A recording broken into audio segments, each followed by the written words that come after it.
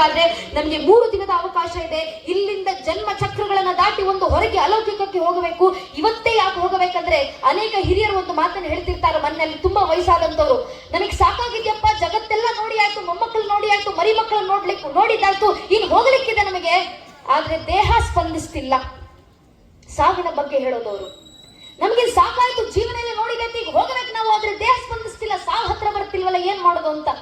ಯಾಕಂದ್ರೆ ನಮ್ಮ ಆತ್ಮದ ಬಯಕೆ ಅಂತೆ ಪರಿಸರ ನಮಗೆ ಸ್ಪಂದಿಸೋದಿಲ್ಲ. ಇಡೀ ಜೀವನ ಮಾಯಾಶಕ್ತಿ ಯಾವತ್ತಿದ್ರೂ ಕೂಡ ಮುಕ್ತಿಗೆ ವಿರುದ್ಧವಾಗಿ ನಿಂತಿರುತ್ತೆ.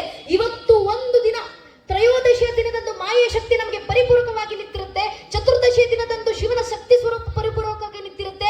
ಎರಡರ ಮಧ್ಯದಲ್ಲೊಂದು ಮಧ್ಯರಾತ್ರಿ ಬರುತ್ತೆ. ಅರ್ಥಾತ್ ನಿನ್ನೆ ಅವತ್ತು ಜಾಗರಣೆಯನ್ನ ಮಾಡಿದ್ದೀವಿ. ಜಾಗರಣೆ ಮಾಡಿದಂತ ಸಂದರ್ಭದಲ್ಲಿ ಪುರುಷ ಮತ್ತು ಪ್ರಕೃತಿ ಶಕ್ತಿ ಎರಡೂ ಶಕ್ತಿಗಳು ನಮಗೆ ದಯಪಾಲಿಸಲಿಕ್ಕೆ ಸಿದ್ಧವಾಗಿ ನಿಂತಿರ್ತಾರೆ.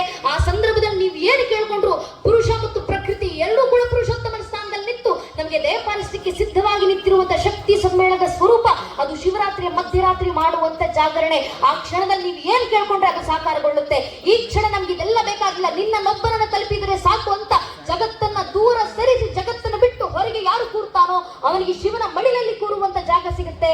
ಆದ್ರೆ ಅಕಸ್ಮಾತ್ ನಿಮ್ಮಲ್ಲಿ ಯಾರಾದ್ರೂ ನಮಗೆ ಅಷ್ಟು ಆಧ್ಯಾತ್ಮ ಬೇಡ, ನಮಗೆ ಅಲೌಕಿಕ ಮೋಕ್ಷ ಮುಕ್ತಿ ಈಗಾಗಲೇ ನಮಗೆ ಆ ಚಿಂತೆ ಇಲ್ಲ, ನಮ್ಗೆ ಇನ್ನೂ ಕೆಲಸ ಮಾಡ್ಲಿಕ್ಕಿದೆ, ನಮಗೆ ಮನೆ ಜವಾಬ್ದಾರಿ ಪಾಲಿಸ್ಲಿಕ್ಕಿದೆ, ನಾವು ದುಡಿಬೇಕು, ಆಸ್ತಿ ಅಂತಸ್ತು ಮಾಡಬೇಕು, ಮಕ್ಕಳ ಮದುವೆಗಳನ್ನ ಮಾಡಬೇಕು, ಹಾಗಾದ್ರೆ ನಾವು ಶಿವರಾತ್ರಿ ಆಚರಿಸಬಾರ್ದ?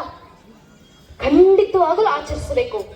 ಆದ್ರೆ ಆಚರಣೆ ಮಾಡಬೇಕಾದ್ರೆ ಶಿವನ ಮುಂದೆ ನಿಂತ್ಕೊಂಡು ಶಿವ ನಮಗೆ ಹಣವನ್ನ ಕೊಡಪ್ಪ, ಆಸ್ತಿ ಅಂತಸ್ತನ್ನ ಕೊಡಪ್ಪ, ಧನ ಧ್ಯಾನಗಳನ್ನು ವೃದ್ಧಿ ಮಾಡೋ ದಯವಿಟ್ಟು ಕೇಳಲಿಕ್ಕೆ ಹೋಗಬೇಡಿ.